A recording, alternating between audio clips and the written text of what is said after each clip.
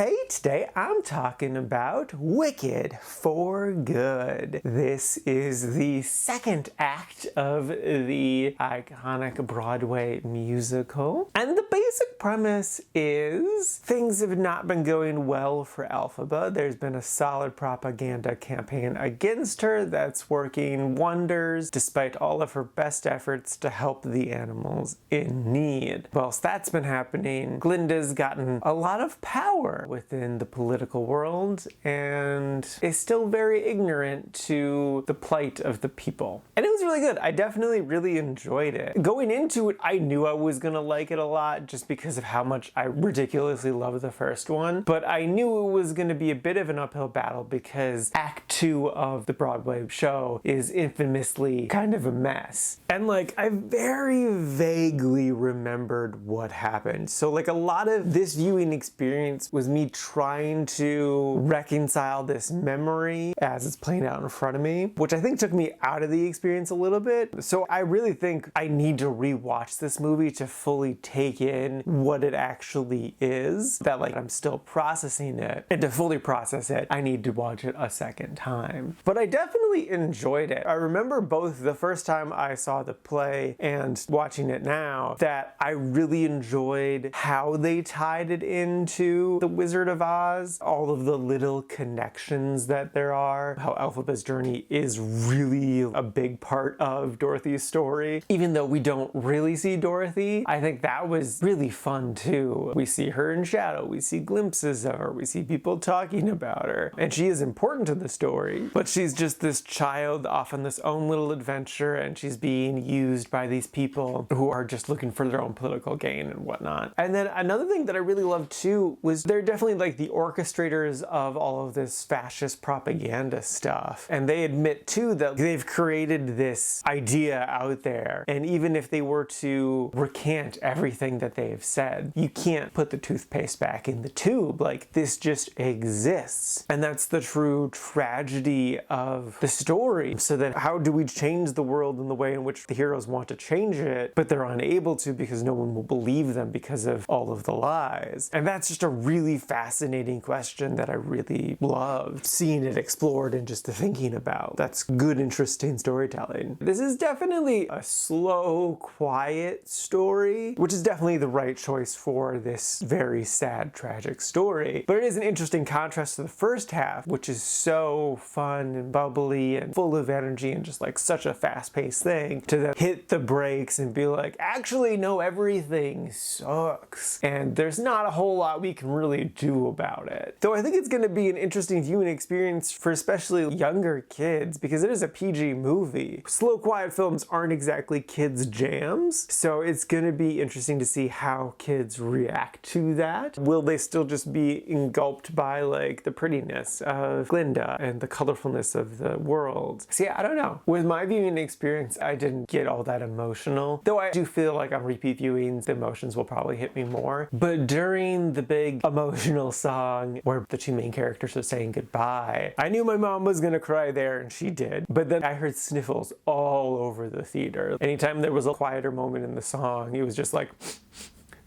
and like they were genuine tears. That was a really cool moment that even though I wasn't at that place, the room was. So that definitely elevated the moment for me. So yeah, no, I definitely enjoyed this movie. It was a really interesting film that I'm excited to revisit soon. And I would definitely recommend it if you really enjoyed the first one. You could go into it having not seen the first one because they definitely are two stories that go together. They need to be together. But I do think they really explain everything you need to know to watch it by itself. But it definitely is a better experience to watch these two together. So yeah, no, thoroughly enjoyed, definitely recommend. And now for my ranking, I put this at number 40 in the really like section. And this is out of a total of 108 new movies so far this year.